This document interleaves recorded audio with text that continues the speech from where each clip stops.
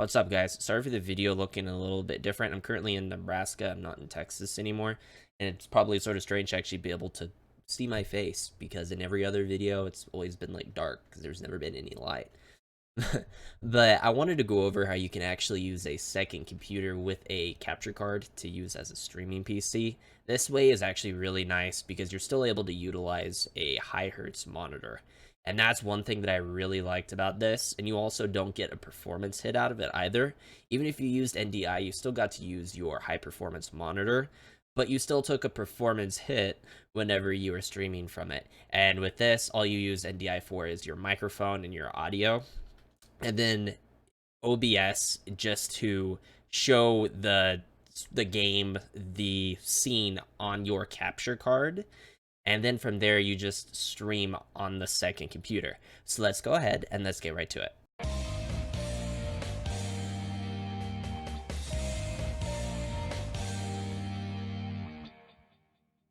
Okay, so this is pretty easy. Just right click the desktop, go to display settings.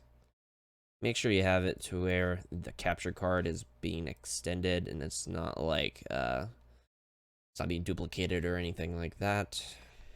Then right click desktop again, go to your NVIDIA control panel. If you're using NVIDIA, it'd be different. If you're using AMD, obviously I don't have that. You'll want to select the capture card because the video card thinks the capture card's a monitor.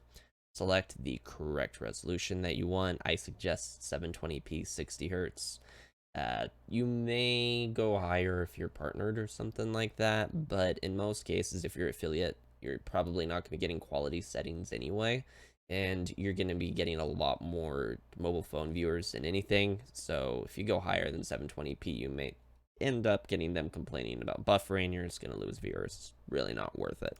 Okay, so the next thing you'll got to do is just open up OBS Studio on your streaming PC, find the capture card source, right click it, go to properties, check and make sure that the resolution right here is the same thing that you have set on your gaming PC. If it's not, then you may need to click where it says device default, go to custom, and then find a different resolution that will actually match it. Okay, so now let's go over how you can actually get a scene to show up on your capture card. It's really simple. All you got to do is right click whatever you want to show up on the capture card. So that would be, for me, Super Mario World. We're going to go to full screen projector. Then this is a list of all of your monitors, while one monitor is technically your capture card. So we're going to select that capture card. And the moment I do this, you're not going to see OBS anymore. You're going to see my Super Mario World layout. So now you're seeing the scene that I have showing up on my streaming PC. Hover over OBS on your taskbar, then you should see two windows now. One's going to be generic OBS, and then the other one's the full screen projector. And when you're seeing that, that means it should be showing up on your capture card on the streaming PC. I would suggest opening up the streaming PC and then check and make sure it's there. Now, if that's there, perfect. The next thing we need to worry about is the audio. Audio is pretty simple too. I use something called NDI if you don't know what that is. We also have a video that'll go over how to install it if you don't know how to do it. More or less, if you do have it installed, you don't even have to have it enabled in tools. Make sure that's just disabled because that actually just, it gives you a performance hit and you don't want that. All you got to do is go to your mic, go to filters, hit the plus button, go to dedicated NDI output. Select that, name it what you want, apply changes. Same with your audio here. Filter plus dedicated NDI, blah, blah, blah, blah, blah. Okay, apply changes. Then what that means is your gaming computer is going to be shipping off your microphone audio and your desktop audio to it. Then all you have to do is go to your streaming PC's OBS settings and then apply those in the sources.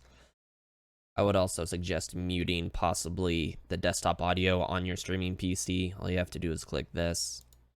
And then also if you maybe are using a webcam on your streaming PC, but you also have a microphone on your gaming PC, you're going to be hearing two things if you don't have the microphone disabled on your streaming PC. So that's the same thing. All you have to do is click this right there, but I'm not going to click it because it's going to mute my microphone. Okay, so now we're on the streaming PC, and this is just how you add the mic and the audio from NDI. Click the plus button, go to NDI source right there. Name it whatever you want. source name, you're going to just look for what you named your microphone in your game audio. So then you would just select one. So that's just a game audio, no mic. And then now any kind of music or game sound or something like that would be going through there. Then you just go back and you do the same thing, but for your microphone. Next, go to your settings, go to video, set this to the resolution that you set your capture card to on your gaming computer. It's the same with this right here. You can set the downscale filter to 36, and then the common FPS value, you can try 60. I would assume if you have a streaming PC, you probably built it for that, and you should be able to do it. If for some reason you're still getting laggy video and whatnot, you may need to sort of tweak those to figure out what's going to be best for your computer. But yeah, that's pretty much it. If you have any kind of performance issues on your gaming PC while doing this, try turning off the OBS preview. Go ahead, you still want to leave the full screen projector display or whatever up, but get rid of the preview. And you're also going to want to make sure that you have your streaming PC's CPU preset, your bitrate, and all of that stuff still set to what you want it to be. And the nice part about this is since all that computer has to worry about is streaming, you can probably bump the CPU preset down a little bit lower instead of very fast. Maybe you can set it to just like fast or something like that.